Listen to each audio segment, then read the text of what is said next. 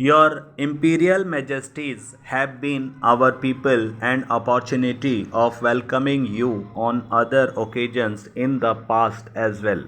Similarly, our leaders have visited your great deal of country on numerous occasions. The exchange of views which have been made possible by these visits have invigorated the multi dimensional relationship that exists between India and Iran. With every high level visit that has been exchanged between our two countries, it has been possible to enlarge areas of cooperation and complementary and come closer together in our attitude of our and world problems. We have no doubt whatsoever that the present visit will impart further dimension and dynamism and vitality to the process of beneficial cooperation and mutual understanding between our two countries. The cultural and tradition of our two countries have much in common. India's contacts with Iran go back many thousand years in history and legends. There has been a continuous interleaf of thoughts, beliefs, and ideas between the two countries. Anciently, Pahlavi and modern Persian are akin to us, symbolizing the continuity of great cultural tradition which has its roots in the ancient past and has influenced us and in turn has been influenced by us. It is therefore not surprising that we share so much common inheritance of the way of life of our two peoples in our customs and manners, arts and crafts, literature and lore, and above all, in the common values which we have carefully nourished and cherished through the centuries. It is therefore only natural that the continue to share certain attitudes in our international and bilateral issues. Both our countries believe in the peaceful settlement of disputes through friendly discussions in our relations with our neighbors. We have both consistently tried with sincerity and goodwill to foster ties of friendship and good neighborliness. Iran has been experiencing a phenomenal transformation under the dynamic and far sighted leadership of our Imperial Majesty and social and cultural uplift under the inspiration of Her Imperial Majesty. Retaining the abiding values of a great civilian and our country is marching forward to reap the benefits of scientific and technological advancement.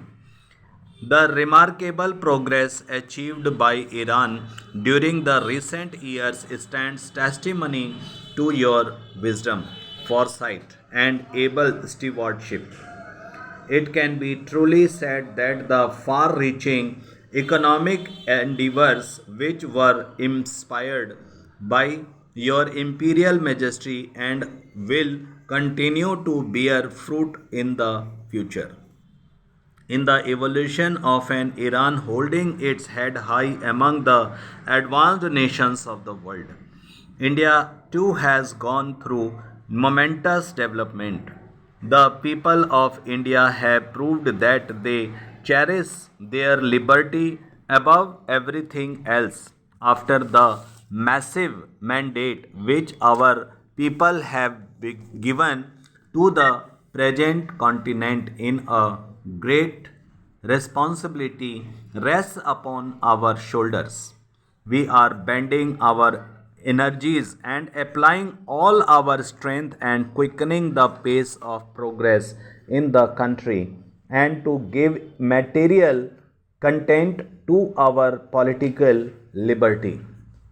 In this achievement, we recognize the values of assistance and cooperation which we have received from Iran under the personal interest and direction of Your Imperial Majesty. Regrettably, the world today continues to present a decorating picture of contrasts and disparities. This is a gravest threat to international peace and security. Deprivation between coexist without inviting questioning, discontent, and frustration.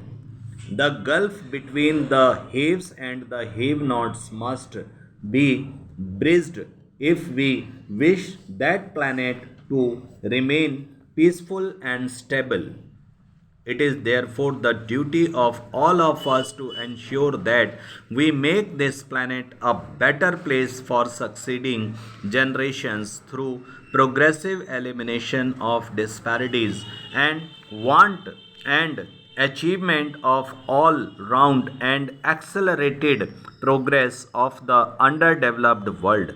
Each of us has his own role to play according to capacity and capability. It is only through collective efforts that we will be able to succeed. In this context, we would like to pay a tribute to Your Imperial Majesty's own efforts in helping to undertake ventures of common benefit on the basis of bilaterals. Your Imperial Majesty has crushed for the removal of barriers restricting the flow of trade, commerce, and communications between the developed and the developing countries. Your effort for mitigating the present world continue economic situation is a measure of your statesmanship as well as of your deep understanding of the complementary of the economic forces of the world.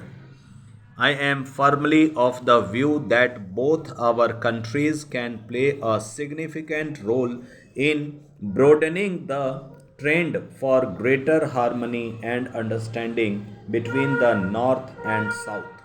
Between our two countries, the possibilities of cooperation are virtually limitless.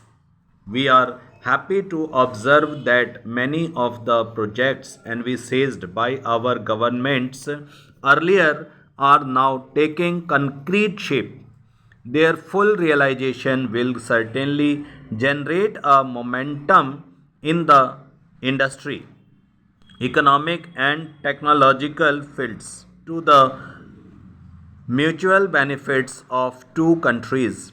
In this context, the Indo Iran Joint Commission meeting held in New Delhi in September this year proved fruitful and has opened up new vistas for cooperation which must be followed up with expedition and determination.